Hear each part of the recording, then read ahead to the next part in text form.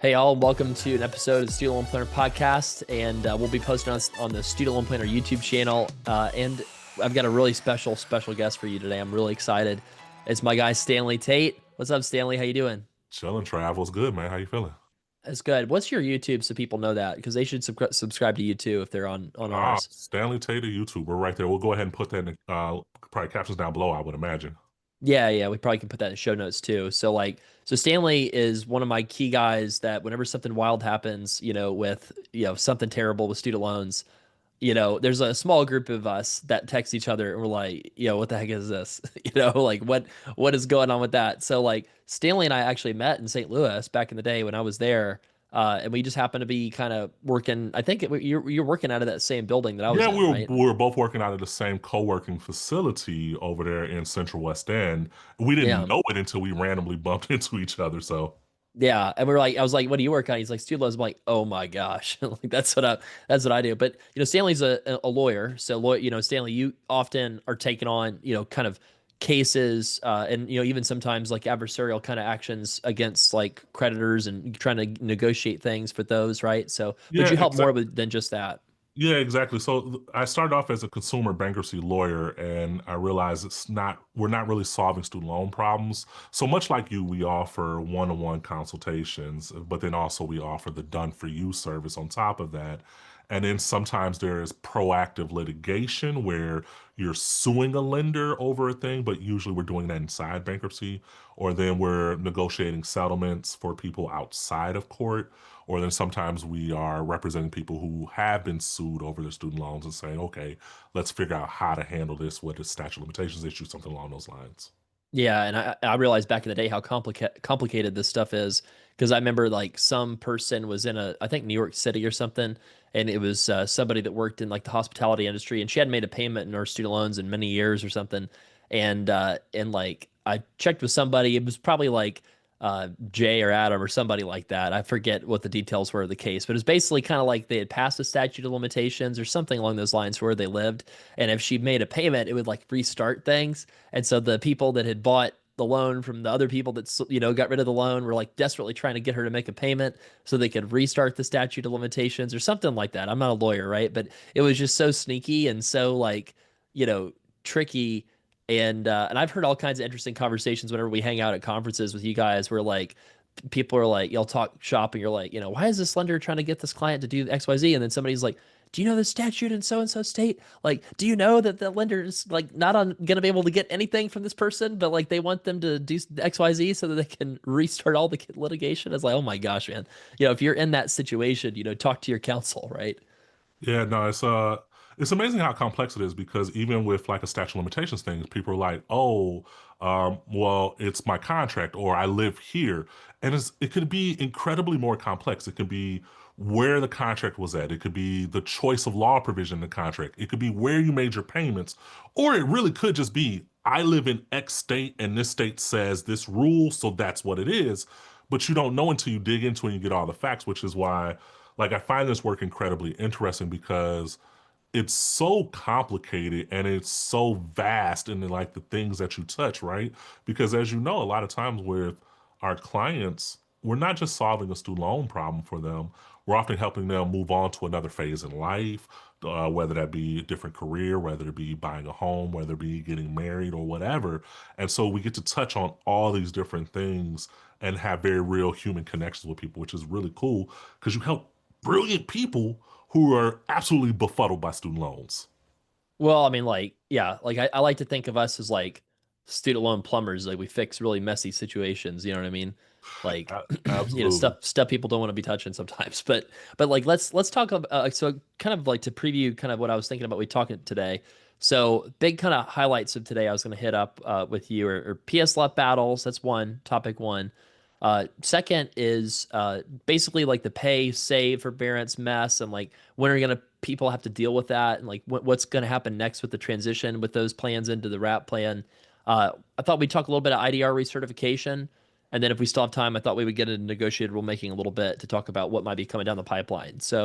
Uh, so for the first thing, man, PSLF battles, right? So for those that don't know, the Trump administration put out all these new PSLF rules, right? And predictably, they were like, shall we say, interesting, and they immediately got legal challenges by consumer groups. How worried do people have to be? What are these changes that they're trying to make, and like, or do people need to be panicking? I don't.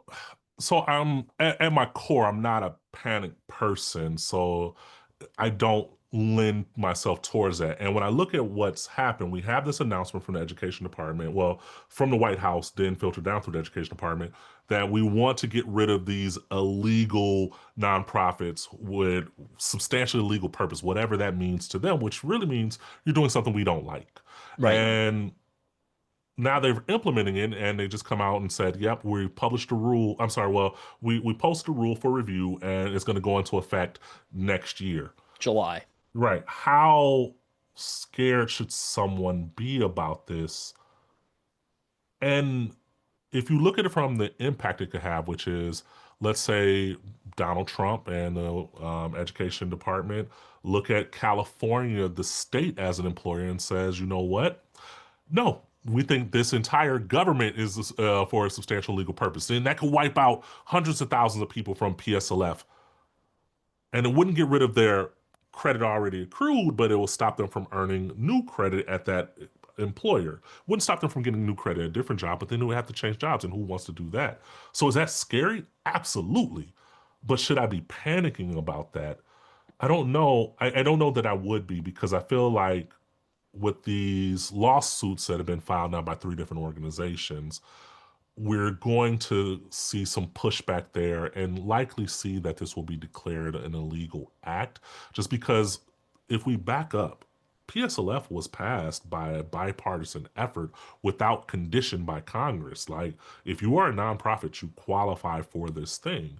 And then you would have the education department under this particular administration somehow trying to invalidate that, where the IRS hasn't even done it themselves and said, because I think that's an easier solution. If the IRS doesn't think they're a valid um, nonprofit organization and don't deserve that designation, then go through that process.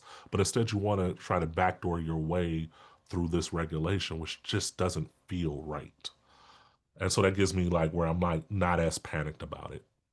Yeah, I mean, I guess this one to me kind of feels a lot more like a PR thing than like an actual thing. Like, I don't know, that's just my instinct on this, right? Because, the things they called out were, you know, Gender you know, affirming services yeah, and exactly. Like immigration. illegal immigration and like things that like, okay, like, are you going to be able to say that like some big hospital system is, doing these things and all the employees lose access to PSLF? Like, I think what they're really trying to do is try to coerce or force organizations to not do certain things, right? Or like, And influence behavior. we've seen reactions where people have maybe curbed certain services or there's been Right. concerns. And so, yes, I agree with you that this feels more like we're taking a stand that this dangerous left has gone too far with this kind of whole gender thing, and we're going to put our foot down in this particular manner.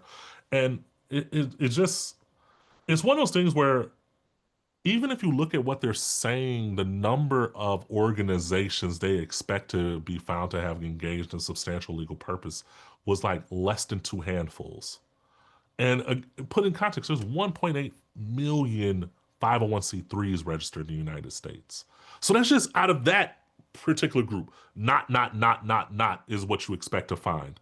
Like, who does these changes for that? Like, in what other economy are we doing something that is such a minuscule issue, and yet we're trying to raise it up to be something that's super loud, and it's a problem that we have that's rampant across the United States? How?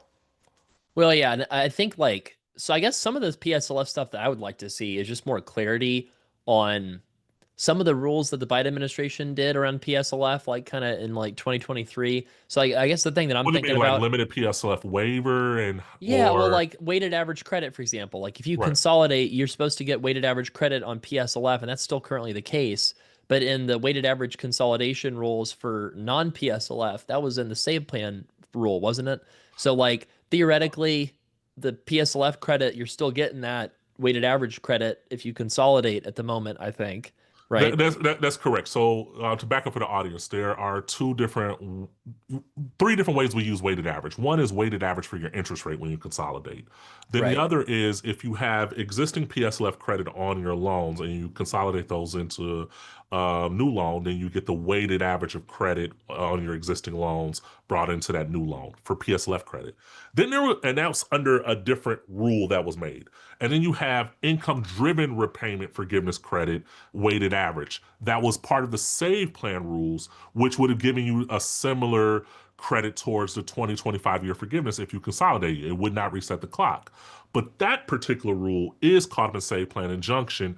And right now, we just don't have clarity about whether that will even survive and you'll get that credit. So the approach that we are taking as consumer lawyers, at least the ones I've spoken with, is hey, borrower, if you consolidate, you're likely going to reset the clock for IDR purposes, but you should keep the credit for PSLF purposes.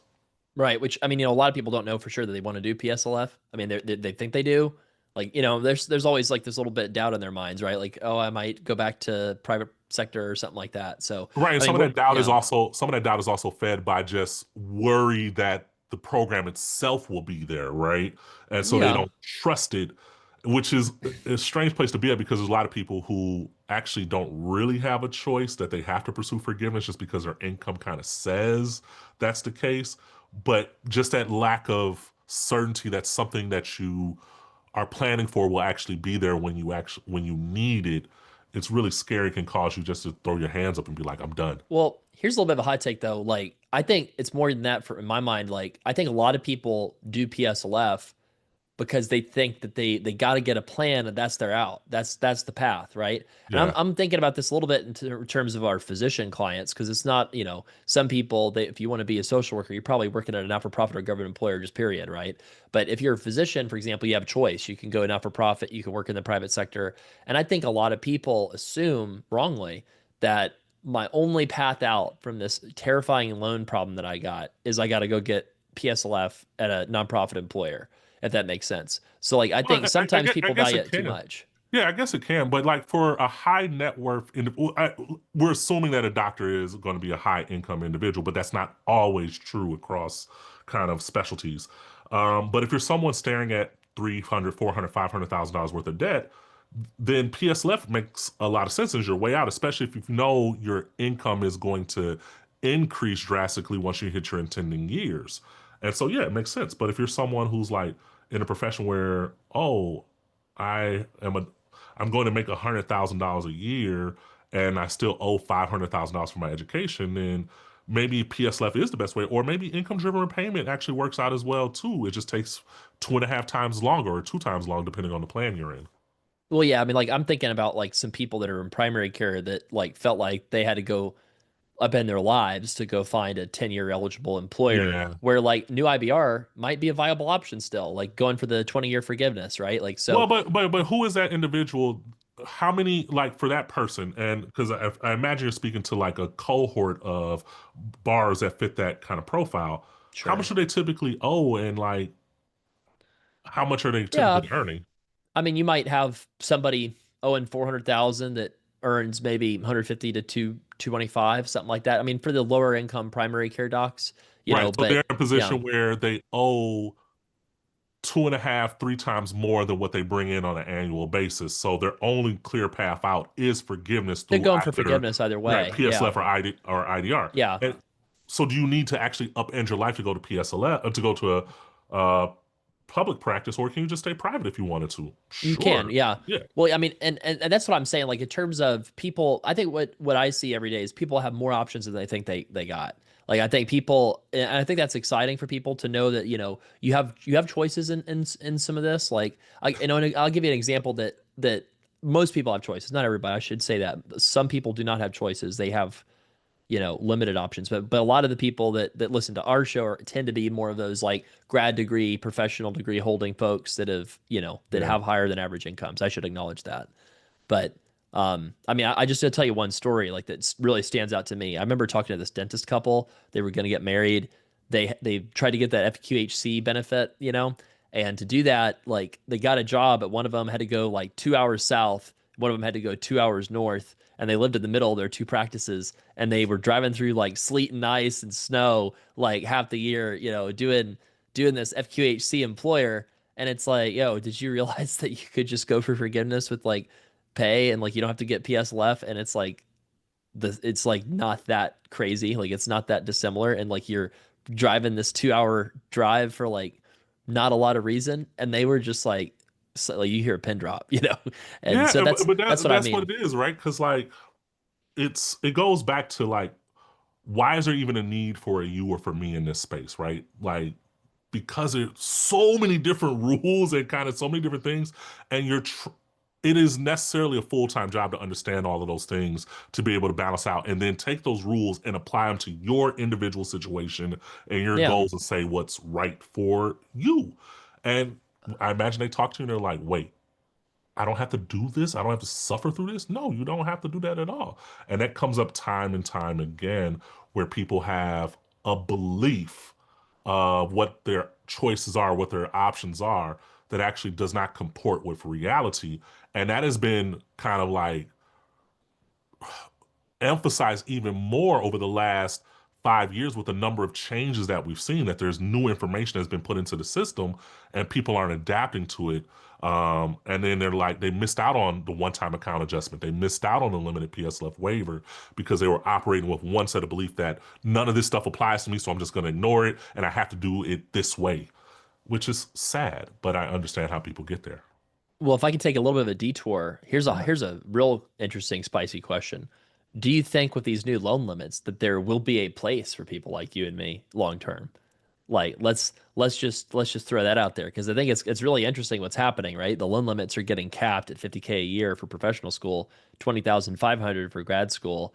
That's not going to take into effect though right away. People that are already in a program are going to get to borrow the max, until they're completed with their degree. So I guess like basically people that are first years right now that are graduating in 2029, those people are going to be able to max everything out. But then starting in the class of 2030, you're going to have people coming out, and most people are going to have that 50K per year kind of borrowing amount. What are your thoughts on the future of student loan advice? I thought that Well, might be kind of I interesting think to it's our still there. listeners. I think it changes in terms of how you balance it all because now the choice between federal and private is going to be quite high, especially for this long tail of borrowers who already have loans that are going to be deeply harmed if they take out a new loan after 2026, June 30th, 2026, where they're considered a new borrower and they drastically reduce their options, especially for those who have Parent Plus loans. Yeah. Because if they borrow a new loan after that date, they lose all access to IBR and they don't have access to RAP, so they have no income-based option. So I think there's that part, there's that group. Then there's the new group of new borrowers who are trying to weigh out how do I actually fund this education? And then there are going to be people who take out private student loans to kind of cover that gap. And then their outcome is not going to be after they graduate where they have the ability to pay off those private student loans. Now they have to figure out, okay, what do I do? Do I refinance? Do I strategically default here? How do I handle this? And that's another cohort that needs advisement. So I don't see it going away because we are a system that is built on taking out this debt to pay for education. And if you're taking out debt, then you're always going to want someone that knows the system better than you to kind of help guide you along the way. Yeah, I mean, at the risk of sounding self-serving, like I do think there's going to be a place for student loan advice like after 2030, because how long have we been doing this? Like we know this stuff changes all the time, right? And so I'm Yeah. thinking about these rules that we've got in place now. Like if a different party wins the White House in 2028 and they've got leverage to make some changes, they're going to make some changes, right? Like I mean, Yeah, 50K in loan because limits is low. I don't know how you're going to pay for education long term with the rules set as they are. Now, people say, "Oh, there's going to be consolidation. The market is going to take care of itself." Not in I a recession. I don't know that's the case, right? And Yeah. so this is a long, long life, and things are going to change over time. And so I think what we see lying ahead of us is very scary with PSLF, with the changes to borrowing, especially if you're someone who is currently borrowing for their child's education or borrowing for your own education. It can get really spooky very fast. But I also think that, as you said, new administration comes in, whether different party, whatever, there's going to have to adapt because there's going to be a crisis that pops up that we must answer, which is how a lot of these rules change over time, anyways. We're responding to a crisis. We got income based repayment because they're like, oh, shoot, income contingent repayment is too expensive. No one can afford it. Okay, new plan. Nope, income based repayment still too expensive. Okay, new plan, pay as you earn. Yeah. Nope, pay as you earn Yeah. is too expensive. Here comes Yeah. save, new plan. Yeah. Yeah. I think of this like as my earlier life as a bond trader, right? Like if you cap out loans like this, you got 50K a year, and then you have a recession. What happens in a recession is liquidity dries up, lenders don't want to lend, and the lenders that do lend have to charge a huge risk premium to give out the cash. So you might be going from 8% student loans to 15% student loans, and that's if you can get one at all, And that's right? 8%. You going 8 to 15% as a prime borrower, right? Like Well, yeah. we have I mean, 15% right now for subprime, but then the prime market is just it's going to get bad, and yeah. then we're going to Yeah. respond to it. Well, and then yeah, the government will have to make a choice of do you want nobody to go to dental, medical, or vet school during this recession, or do you change the rules? And I think that, I do think that anybody who's got a huge amount of federal loans that feels a little despondent about their options. I mean, anybody who's already a borrower has got some decent options, not nearly as good as Save, right? But like decent options that should not bankrupt you, like with careful planning, right? Like filing separately, still a thing, maxing out retirement accounts, if you're eligible for new IBR, being on that, if you're not, and the IBR plan is the only option, hopefully you maybe are old enough to have built up some equity in your retirement in your home, in some savings. If not, there's still some things you can do, right? So, I mean, I'm hopeful on existing borrowers. I think are going to be okay, especially with good guidance. I think they're going to be in good shape. At least not terrible shape for most people. Well, most people, okay. Let me cohort that. The most people that listen to this podcast that are professionals with, I always have to kind of think about that because there's a whole different group of student loan borrowers. It's a very different financial state that's not, you know, kind of who we tend to serve as student loan planner. Well, and yeah, and that's where like it's always interesting because the way that you enter into the market you serve is different from who I serve. There is some overlap inside of that Venn diagram, but there's definitely like I deal with people who may not make more than $50,000 in a year and they still owe $100,000 $200,000 of debt and they're trying to figure it out. But you're right that for existing borrowers, they have a greater kind of payment options to choose from and solutions there. And yes, Save is gone and it's not coming back because who's going to keep it around? But for the most part, wrap, IBR, careful management, jump through enough hoops, we can find a way to get to a manageable monthly payment for the vast majority of people. Could Now I you say got to jump though? through so many hoops though. Could I say real quick though? I'm gonna do a hot take, another hot take. If a Democrat wins the White House in 2028, this might be too hot of a take, but I think Save comes back. I think a way it comes back is I think they do the same legislative process that Republicans just did. I think they increase loan limits. I think they reintroduce the SAVE plan through legislation. Now that's of course if the Democrats get the Senate, right? That would be Well, unlikely you know, I was probably. reading I was reading this article in the Washington Post about this aristocracy kind of pushed by tech titans, man. So it's a very scary world to be in, man. Yeah, I don't know. I mean, that's just a random I like thought. Like I don't know if I mean I might be totally off on that. But I mean, Well, I at do least for think that now, Save is dead. for now, yeah, like until 2029 at the earliest, save is.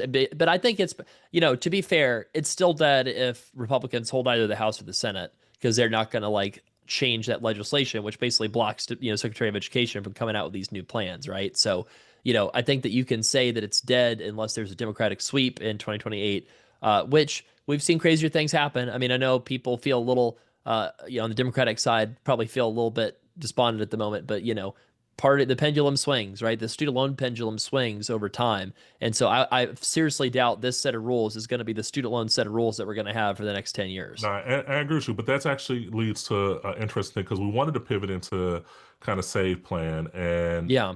your kind of hypothesis or what you're throwing out there right now is that if Democrats take the midterm, which is next year, right? Like if they Hmm. take midterms, then there's a stronger chance of Save surviving come 2028. And so if we do timeline wise, Save is likely going to be gone or it's supposed to be sunset no later than 2028. However, it Mhm. can be moved up timeline wise. And I think that it will probably end at the same time RAP comes online, which RAP is supposed to have come online before June 30th, 2026. Yeah, So is it supposed possible to. that everyone in SAVE can be kicked out of it by the time before midterms even take place? Well, it's interesting timing, right? So if you're thinking about, man, I really wish Save would come back. What are the chances? I mean, like I would look in the midterms and see, do Democrats, flip the Yeah. North Carolina seat, hold on to the Georgia seat, right? Do they take the House? And then in 2028, do they make a little more progress? And then do they have the votes to do budget reconciliation on their stuff? And student loans will be a part of it. I'm sure of that if they did have all three levers there. But I mean, yeah, we should probably pivot to the now instead of speculation. Right. So like the save plan getting phased out. Some people are on pay. That's getting phased out. There's a lot of confusion right now about what do I do, right? Like I'm getting bills in the mail. I'm being told I have to make payments again. And a lot of people are just doubting everything, right? Like some people have 2027 recertification dates for some of this Yeah. stuff. So people just don't know what to do. What would you tell people that are dealing with this, save forbearance, pay uncertainty right now? Well, what we do, and when we get like those bills in for clients, those statements, we call the servicer to confirm exactly what's happening because there is confusion. Because some of those bills and letters are just being auto generated, right? And they don't Hmm. necessarily bear a clear reflection of what's happening on your account. And so, as soon as that letter comes in, we're calling into the servicer and we're basically asking the same questions on repeat. What is my current repayment plan that I'm in? What is my due date for that plan? What is the payment amount? What is the recertification date that you show in the system for those? Right. And we just want to confirm that. And we want to check back in as letters come in because sometimes there is going to just be this conflicting information, especially because there was a change in recertification date that impacted different groups, which can make it really hard to manage as a Mohila, as a Nelnet, as an Ed Financial Advantage. So I can understand why the errors exist. They shouldn't exist, but I understand how they get there. So I think it's important to just go back and ask those questions every time. What repayment plan am I in? What's my amount? What's my due date? What's my recertification date? Because if we know those things, then we should be good because they should be able to pull it right from that system and check and confirm. Yeah, I mean, I guess like some people still have these 2027 dates, like Yeah. recertification for IDR, and I get people reaching out like, can I trust February 2027? Can I trust that date? Like, Well, I, trust it as to what that it won't be any sooner or it'll sure, be later. Like what how are we asking trust there? maybe both, because I guess what people are dealing with as borrowers, right, is those recertification dates have been moved over and over and over and over again, and people are just confused, like, do I actually have to recertify when my servicer tells me? Can I Right, right, push but it that's not off? really. I don't know if that's really the problem, though. Do I have to recertify when they tell me, or is it more I am waiting to make a life decision about how to file my taxes or take time off from work or whatever, so I can work to get a lower payment when it is time to recertify, and Yeah, that's the more yeah. confusing thing. Well, the way I'm thinking about this, I guess, is like go ahead and do the right thing overall that makes the most sense. And so, like my thought on that, what I mean by that is like if you're on save forbearance and you're trying to get PSLF, like you might as well get on IBR. You might as well get on IBR and get the payment count going. Well, it Um, depends. It depends, though, right? Because like, let's say the payment amount that you have under save is super low because you were in residency year, chief year, whatever, right? And sure, fellowship. Then your income now is an attending income. Would you be right. better served to just ride out the save plan forbearance and use buyback for that period down the road? Or do you want to start accruing credit right away at this higher monthly payment amount? Well, I mean, here's my question, right? If you look at the buyback rules, say for forbearance is longer than a year, which basically all the save forbearances have been longer than a year, they're allowed to look in the year in question and not use the lower of the two payments before or after they're allowed to ask for tax returns. So if they can ask for tax returns anyway, will they? I don't know. I mean, like, will buyback even be around in in three, And, four and years? Like, that's really the tough yeah, question. Is like, do I actually trust buyback to be there available for me once I hit the 10-year mark? yeah. And then if I trust it to be there, what actually will they look at for that period of time, income wise? And I don't think it will be. I mean, I think that they're going to do maybe a second round of regulations at some point, maybe post midterms, where they, want to leave their mark on higher ed policy, right? And so you go bigger, right? Because what is the only thing holding them back from going bigger on some of these types of policies, it's the midterm, maybe, I don't know. I mean, that's probably like giving it too much credit, but I mean, I think that, I don't know. I think that they could go bigger and, eliminating PSL buyback because it's not legislation, right? And Right. so, they might just be like, this is so much work to maintain this and to, use this, make this program available. This just isn't worth it. So I don't know. I mean, I guess the way I think about it, Stanley, is like, if somebody can ask for your tax return from that year, well, then if you're an attending and your prior year tax return is, that resident income, well, then you could just get onto IBR now and go ahead and make use, guaranteed use of that low income tax year from the prior year to get onto IBR before you have to file your new one. So I guess I think about it in the sense of like, go with the bird in hand that you know versus the one that you don't, as long as it won't cost you No, a and ton of I agree, money. I agree with you as well. And there's also something to be said about the forward momentum of it all too, Right. which is I am now making progress instead of stuck in this kind of limbo. It's And empowering. there's value in that, and I don't want to discount that at all. But it is also fair to say that there are people actually having that kind of that weighing out of choices, and some people are choosing just to stay and save for as long as possible and hoping to be able to use buyback at a much lower amount. But there are all these considerations that we aren't quite clear at exactly how it's going to play out. Who I feel is like getting hit in the mouth right now, hardest is well, I mean, in terms of relatively speaking, among our group of people, is the 35 to 45 year olds and then like the parent plus folks. So like what I mean by that is there's a cohort of people that's not pay eligible, right? Their only option is old IBR. Right. And if you look at those payments, like they're also like kind of far into their IDR forgiveness. Like they're maybe like 10 to 15 years into their IDR forgiveness too. And like I got an email the other day from like this veterinarian who's making 200,000 a year, which is a good income, but she's in a high cost of living area in the Northeast, right? And she's like, "Oh my gosh, like my payment is like 2,500 a month or something like that." Like, and it's like I'm just thinking about that, and it's like, well, people might say, "Oh, Cry Me a River, 200K income is nice income." But it's like, okay, well, after taxes and stuff, you're probably like, maybe 10,000 a month, maybe 11,000 a month.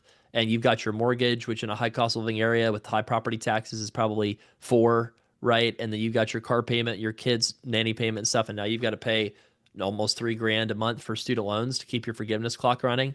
So I know I think people are kind of getting hit with sticker shock after years of like pushing off on the certifications and also the save plan, which is was more generous, Well, lower and not payments. just, but it's not just the loss of save; it's also the loss of repay, right? Sure. So Yeah. now you're going back to a 2007 rule for Right. IBR that we accounted for in like whenever repay was passed. I think it was like 2015 or something like that, where we Hmm. said, "Hey, we need a solution because IBR just isn't affordable for that group of people, especially if you are someone single, high earner, high cost of living area." And you are maybe leveraged in ways, and people, again, there's all type of criticism to make. Oh, you should know better about this, but that's not necessarily how life works, and it's not how these Well, bills work but either. and if you think about tax rate, right? Like I mean, if you kind of sum it all up, like somebody who's making about 160K, if you think about IBR, like their marginal tax rate basically is like 24 federal, I think, something like that. And then let's say it's 6 states. Now you're at 30. And then layer on FICA, which is about, 7 point some six or something like that, right? So you're at 37, 38. And then layer on like, layer on 15 for IBR. What am I at? Like 53, something like that. I mean, 52, 53%. So like, I mean, that's like more than European levels of taxation without the European level of like services and healthcare and stuff like that, right? So I think like, if somebody that's criticizing somebody from being quote unquote over leveraged, it's like, wait a second, like, you don't get a discount on daycare services, like, or maybe if there are state programs, you're probably not qualifying for them if you're making that kind of like income level, but you're also not making so much money that you're like super wealthy. So it's just Uh, challenging for a lot of And people. that is kind of, there's a mathematical reason to feel very sympathetic for like the 35 to 45-year-old group, just because like yeesh payments, and the side of bars you described, but there's also very much so um an emotional reason to feel for them because you did everything right and it doesn't feel like it when you look at like how you're living and the stress that you're under, because that Yeah. $200,000 job comes with a lot of freaking responsibility oftentimes And stress. and Yeah. stress that comes with it. And then you look at your ability to do certain things and it doesn't feel, I don't get to just go on these random ass vacations and live this great life. It doesn't work like that. And it makes you almost feel like, man, maybe I shouldn't even done this thing. Maybe I should have done something else and not taken out this thing. And that's a very sad place to be at where like you should like, man, I did what I was supposed to do. And yet I'm being penalized. As you pointed out, the math, 53% overall tax rate once you factor in the payment, is just wild. It's brutal. I mean, but and then at some point at some point too, you jump up to 32% bracket, and then the FICA stuff goes down some, but but it's still pretty brutal. I mean, I guess like thinking about um, Parent Plus people just briefly for a moment too, because I just want to Yeah. acknowledge them. They are really set up for a trap right now. Like if you have a couple kids in school as freshmen or sophomores, right? Like let's say they're at some expensive school. I think you get grandfathered in for them to be able to finish the Parent For Plus the three borrowing years, yeah, for the 3 year rule. but if you keep borrowing, you lose access to income-based Right. repayment So options. we're setting up all these Parent Plus folks for, essentially having to make a choice between, like, this is kind of almost literally a choice between them being able to retire and their kids finishing out their school. And like, I've thought about this a little bit, and it's like for people who are borrowing Parent Plus after 2026, you're kind of almost like if you're borrowing under the old rules with the uncapped stuff, like it's almost more smart if you're more modest income to just default and pay the 15%, like if they garnish you. Like tell me if that's crazy. No, it's not crazy. Like everything feels crazy until like you're in the moment and you're trying to decide what's the most rational decision I can do given all the facts that I have. But Yeah. I was actually looking at my phone because there was a client I met with on earlier this week, and single mom, three kids. One kid just graduated college, went to the school that he wanted to, and she's dealing with his private student loans, which are like $160,000. And we're like, Mm. okay, cool. We need to consolidate these, get them into IBR, and then do that. And that monthly payment on those loans, she can make it if we kind of do some things to tweak with her AGI. She can make it. She really needs his help, but he can't find a job right now. Those are He's struggling. Parent Plus though? Is that Those are Parent Parent Plus Plus? loans. Yeah, Okay. those are Parent Plus loans. Just Parent Plus loans. She had her loans forgiven through Yeah. PSLF. She works in the school system, but Okay. she has these Parent Plus loans, and he's not able to help with it. It's all her responsibility. We can get there, but then she still has two more kids that are juniors in high school that she needs to be able to pay for their education as well. And she's trying to have that conversation now about, hey, you can't go to the school of your dreams like your brother did. You have to choose this state school that I could actually afford. And having a conversation where watching her heart break because she can't provide for him the same way. And then she's like, I do well. I make almost $200,000 a year, but she lives in New York, like Yeah, single that's mom right. of Yeah. three. And Yeah. she has to say, and I'm telling her, if you take out another Parent Plus loan, not only do you further endanger yourself financially and able to kind of pay your bills, but you also lose access to income driven repayment on the loans for you borrow for your son's education, which further complicates your situation. And then leading to your point, could it then be a rational decision for her to just default and say just take 15% because it's actually cheaper than what she would pay overall? Sure. But then what does that leave her? That leaves her with So I guess tax if I was refund talking, offsets.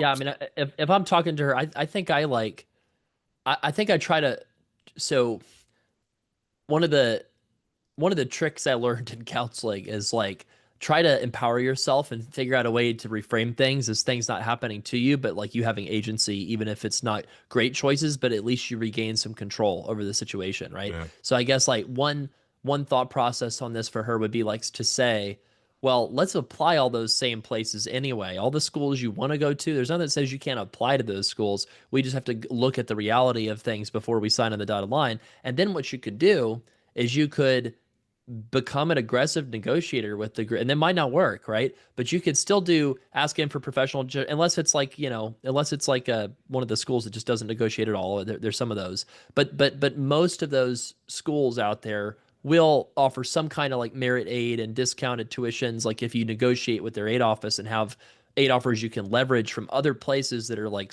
similar schools to those schools, right? Like, Right, but look at the job that just changed, right? Because the job with the first student was, oh, I just need to sign out and take out this loan, sure, and the sure, sure, job with sure. the other ones are like, I No, I have to feel now that. Yeah. become a negotiator. Well, I know, and that's not realistic for some people, but it's like, but I guess what I'm saying is if she's getting the professional advice from one of us or something, right?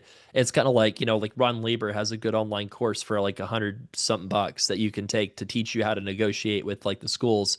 I don't know. I mean, like, I think that that's just a thought that I have where, and like they could also look into, okay, maybe the choice is maybe there's ROTC scholarships or some other scholarships for this school where maybe it's a choice between, okay, you can go to NC State and just go and just have a great time and not have to be committed to any kind of service obligation or something, or you can go to what, I don't know, Vanderbilt and do, ROTC there and the military will pay for it, but the catch is you got to serve in the military. So I guess like that's not nearly as the way it was, but I guess I would be wondering, is there a way to um slow down the sadness over losing those options by saying like maybe we should at least try and then like see all of our options before fully giving up and saying, yeah, the only choice is state school, you got to go there.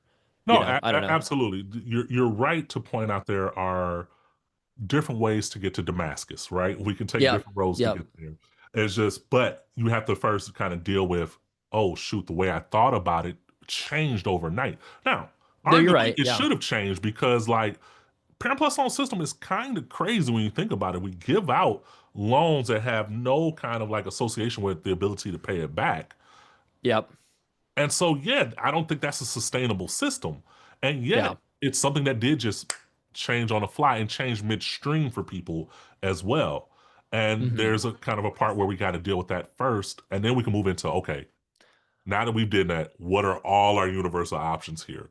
Can I Uh, tell you what I think is going to happen? I think the average SAT score in a lot of these schools is going to plummet, and let me tell you why. I think that the schools are going to have to face reality too.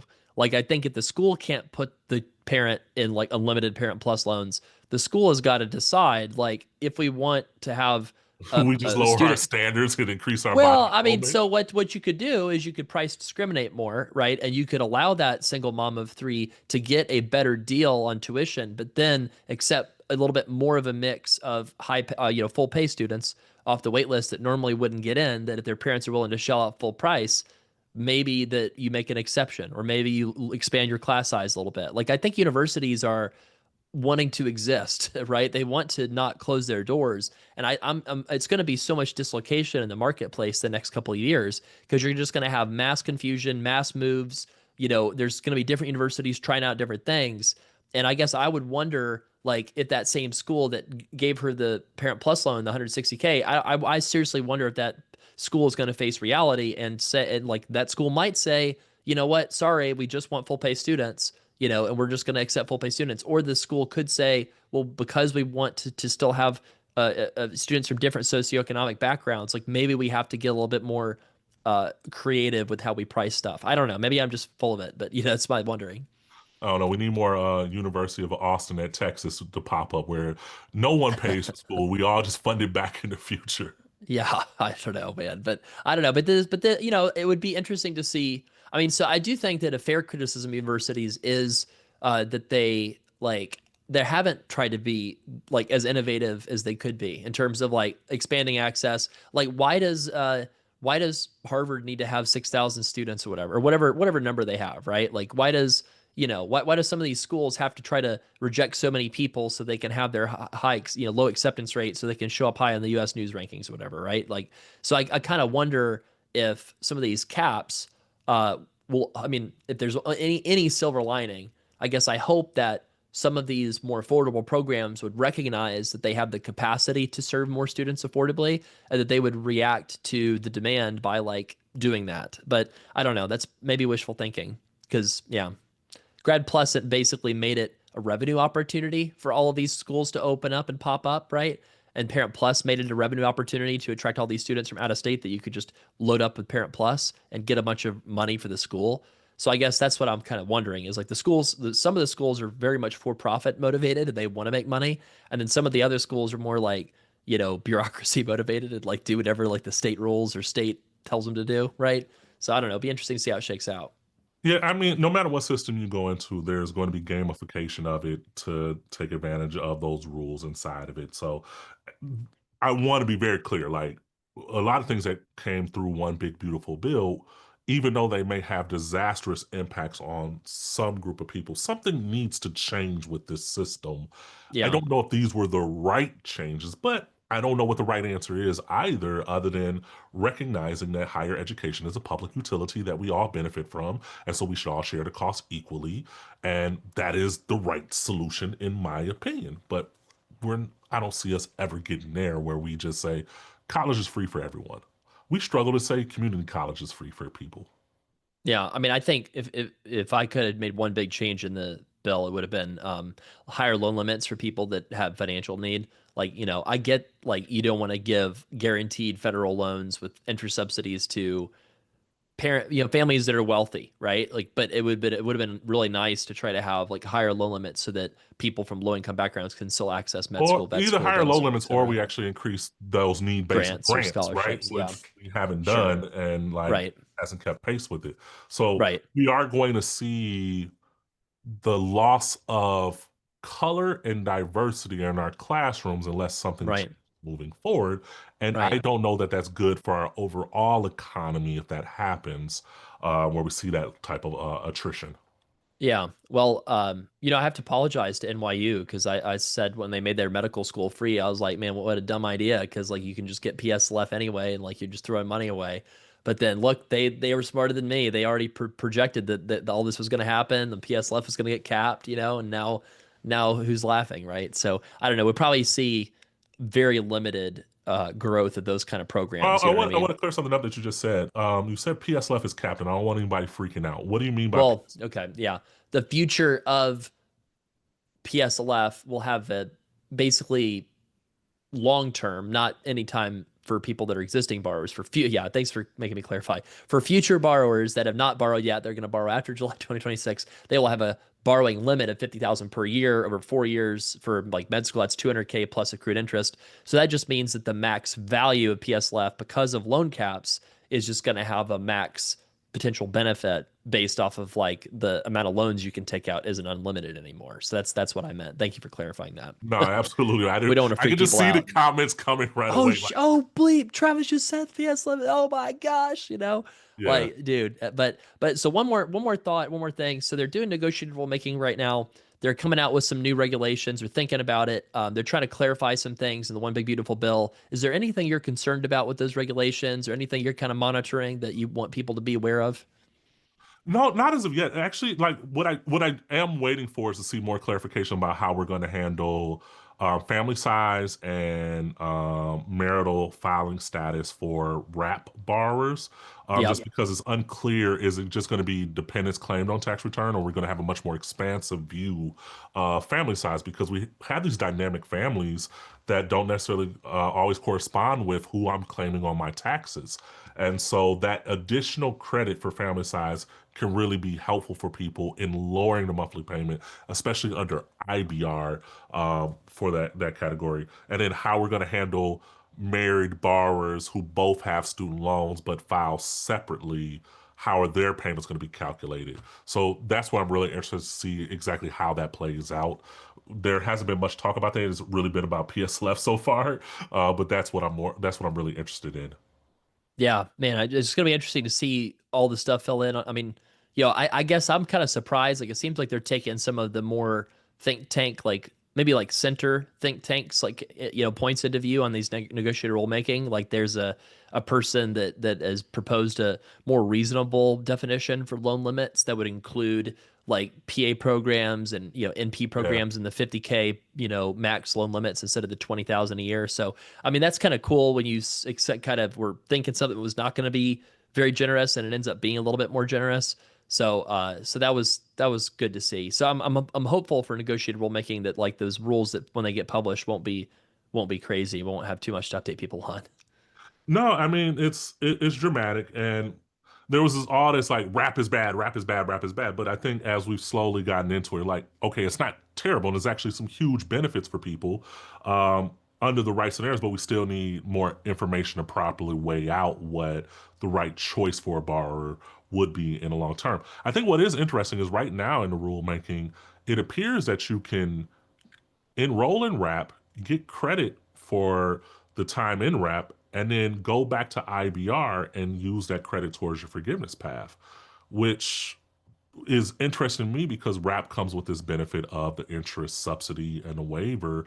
I'm sorry, contribution towards principal. So theoretically, someone can go into RAP, have their interest waived during that time, and then jump back into IBR at the earliest forgiveness timeline. I don't think that's going to stand, but that's where Yeah. it's at today. Well, yeah, there's all these like things that got to get filled in with the details, and I don't think, even if they accidentally let something slip, they still have another bite at the apple, right? Like that's why Exactly. It's I'm just one of those thinking you things do that another looking at it one. just seems wild Yeah, that that would even exist because right. whole point of that benefit is to pay for 5 more years. But if I can apply this credit to IBR, why wouldn't I do that? Yeah, I don't think they're going to let that stand. But I mean, I was also surprised to see that they're thinking about letting people have access to IBR that are existing borrowers even after that 2026 date. Like you could switch between them potentially. Like, I mean, that was kind of unexpected for me to see them talking about being able to switch between plans for existing borrowers. Like, what we have to wait and see on that because like the idea is kind of like, I mean, I think what they were trying to do with the bill is to sort of be like, after 2026,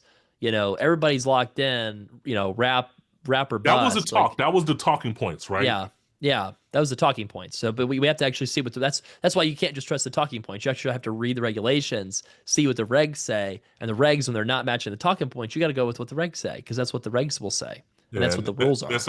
that brings it to like ending this. It's always funny. Like I was going looking at Reddit threads and everything like that, just trying to figure out some questions that people were having, and then you see people like, oh man, it would be nice if these attorneys and advisors can just say what the answer is. And you're like, dude, there's so much of this stuff that like it's unclear what the actual answer Yeah, is. exactly. Yeah, And so like let I'm me go with you. I roll my wish we crystal could ball. tell you straight up this is how it's going to work. And when it's clear like that, you will see us all in alignment on those things. But with Yeah. what's happening right now, there's still so much that is unclear. And an example I was thinking of is like we didn't have clarity on how someone who reached IDR forgiveness in 2025, how it was actually going to be handled if it wasn't actually applied until 2026. We could clearly read the regs say the identifiable event, once it occurred, it should be looked at that way, but there was still not enough clarification until the joint report came out. They said, this is what we're doing, right? So Yeah. I was thinking about that a lot because it's like, yeah, I wish we could provide clarity all the time, but sometimes all we can do is think through the thing and say, here's where we're at right now based off of what we know.